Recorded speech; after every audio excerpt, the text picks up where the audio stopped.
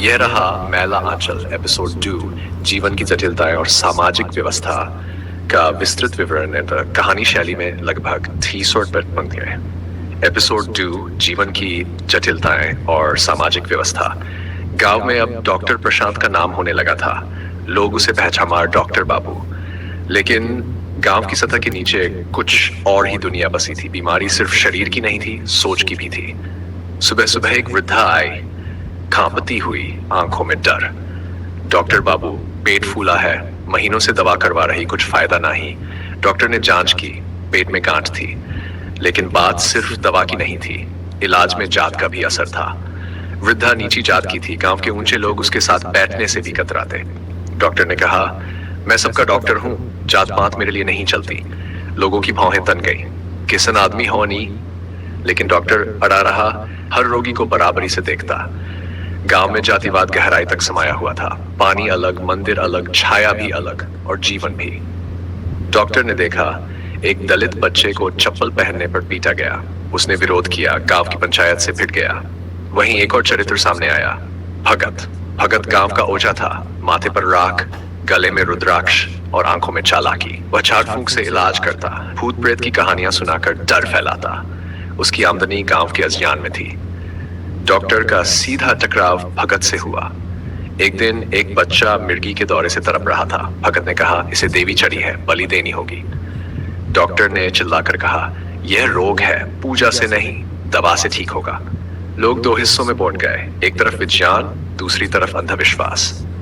Doctor ने गांव के चौपाल में एक सभा बुलाई, चित्र दिखाए, बीमारी के कारण समझाए, टीके के फायदे बताए। कुछ समझे, कुछ चुप रहे और कुछ भगत के साथ हो गए। डॉक्टर का संघर्ष बढ़ने लगा। अब उसे विरोध का सामना करना पड़ रहा था। अस्पताल की खिड़की टूट गई, दवाइयां चुरा ली गई। उसने थाने में शिकायत की, लेकिन पुलिस ने कहा, गांव की बातें छोड़िए। डॉक्टर समझ गया, ये लड़ाई आसान नहीं। तभी एक और पात्र से मुलाकात हुई, तोड़कू। तोड़कू गांव का नीची जात का लड़का था, अलहड़ लेकिन बुद्धिमान।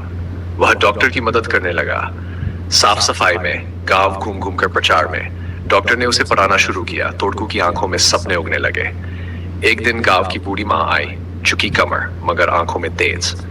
बेटा, हमारी बहू मरे जा रही, बच्चा उल्टा है पेट में। डॉक्टर भागा, दूर दराज के टोले में पहुंचा। बिना साधन के रात भर मेहनत की और माँ और बच्चे की जान बचा ली।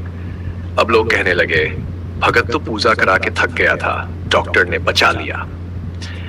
डॉक्टर का असर अब फैलने लगा था। लोगों के मन बदलने लगे थे। लेकिन बदलाव धीरे आता है, जैसे सूखी जमीन पर पहली बारिश।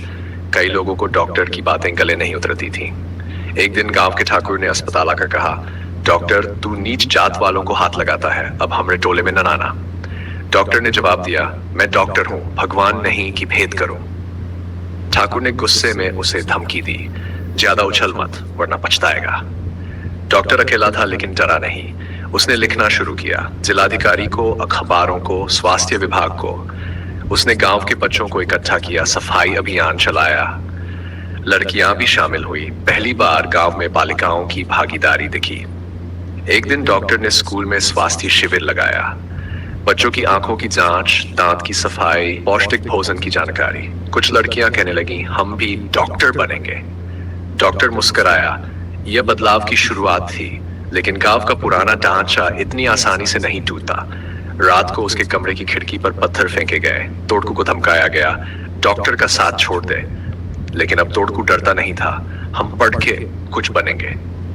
कमली, जो अब नर्सिंग में रुचि ले रही थी, डॉक्टर की एक बड़ी सहयोगी बन चुकी थी।